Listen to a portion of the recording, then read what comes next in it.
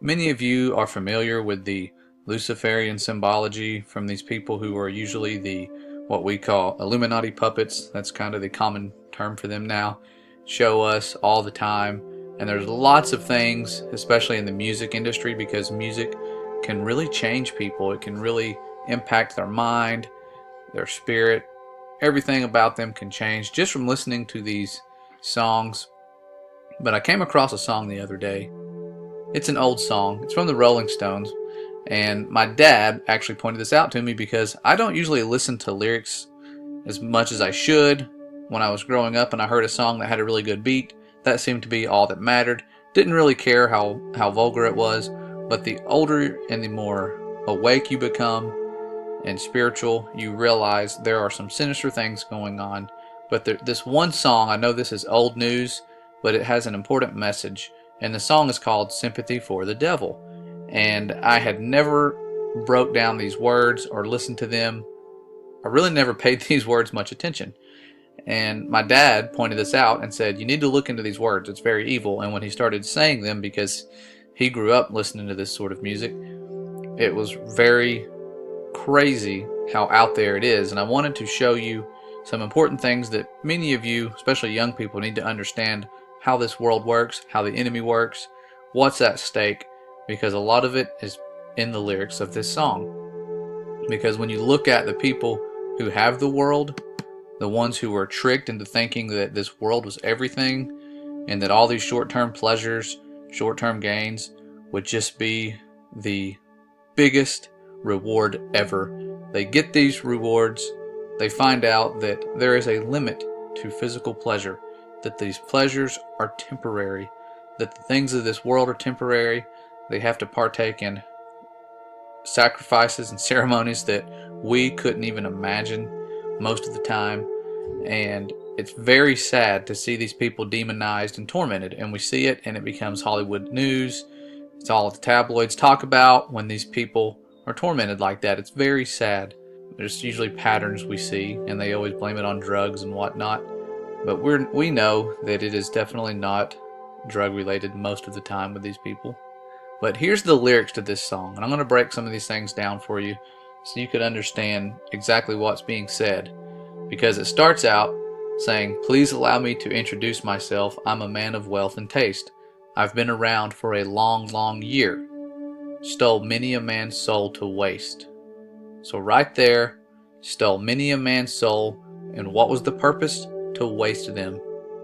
Not to give them some reward in the future, some eternal gift. I'm sure they are promised that and told, because the most common belief now is that to these people is that they're told that when they die, that's it. They just need to live, have all the pleasures they can, and then die. And they will eventually perish. But they are losing their soul. Their soul is to waste. That's the goal of the enemy, is to have these people waste their soul.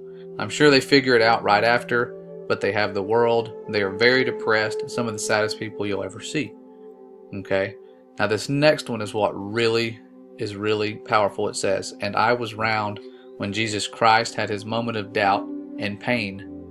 And this particular moment is actually mentioned in the Bible. It's a time when the Messiah was tempted by the enemy and brought to a high place and shown the world.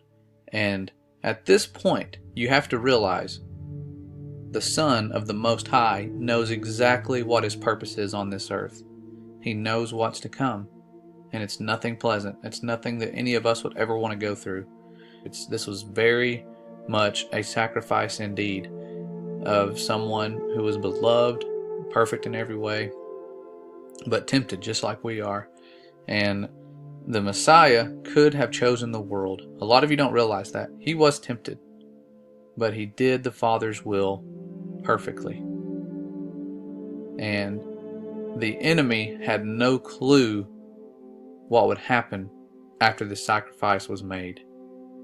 But he says right here, and he brags, the enemy, when he says, made damn sure that Pilate washed his hands and sealed his fate. So he's making sure that this happens. The crucifixion happens. It did happen. But this was not a victory like the enemy thought. And this is a verse down here that my dad reminds me of.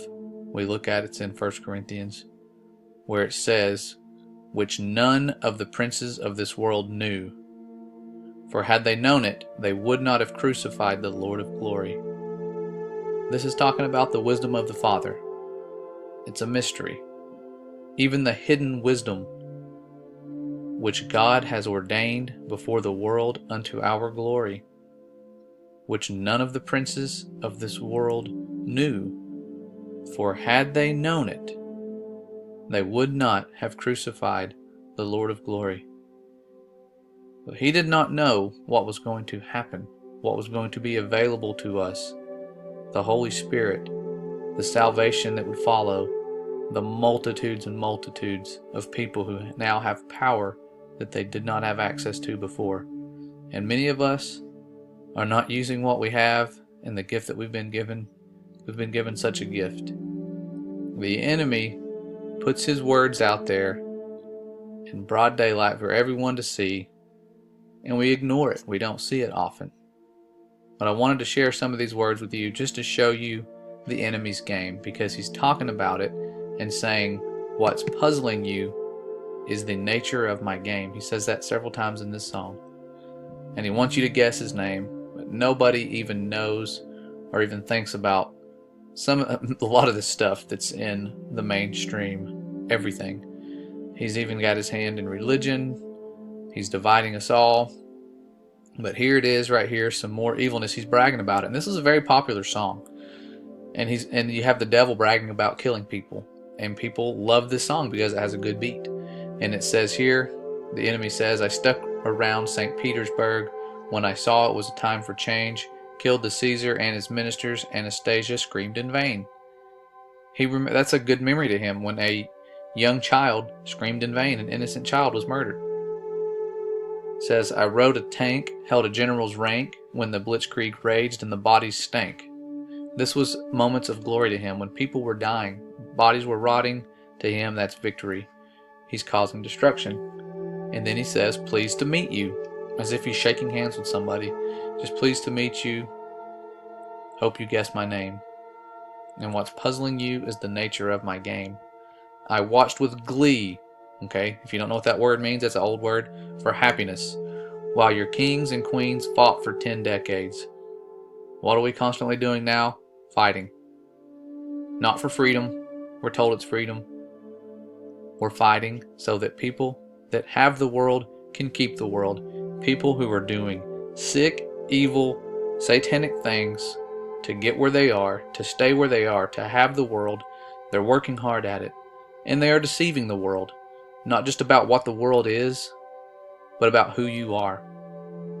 And it's very, very important that we understand exactly who we are and who this enemy is here that's bragging about killing people, putting it in songs, and people are eating this stuff up. They don't even care. Oh, it's innocent. Yeah, it's art. Everything is passed off as art. This is not art.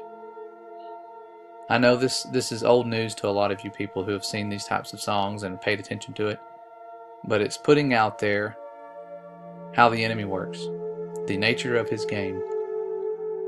And as you can see, many of souls to waste. And stealing, you can't steal something unless it's not yours. He's stealing their souls. He's tricking them. He's deceiving them. And it's sad. Yes, these people that we looked up to for years, we thought had everything. These are some of the saddest people and will be the saddest people. Very sad. Okay? The goal is for you to waste your soul. That's why people who distract the world, your actors, these are some main distractors, singers, these entertainers, and even comedians. Jim Carrey said it best. And I'll play those clips at the end so you can see that these people that distract you get paid the most money.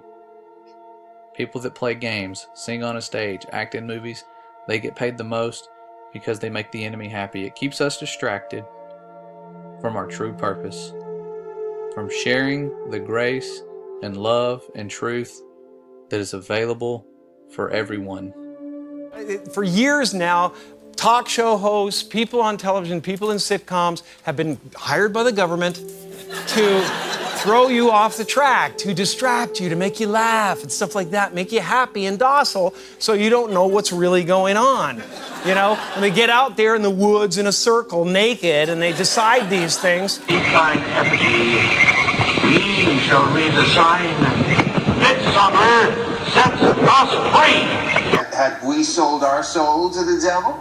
How else can you explain us being here on the Yeah, we sell our soul. I sold my soul to the devil. I swear to Lucifer, I'm gonna sold my soul to the devil. I know it's a crappy deal. Lisa came with a few toys like a Happy Meal. And when I was 12 years old, I signed a deal with Satan in my room, and I was to... CBS doesn't condone this. Wait a minute. Because I wanted to get famous no matter what.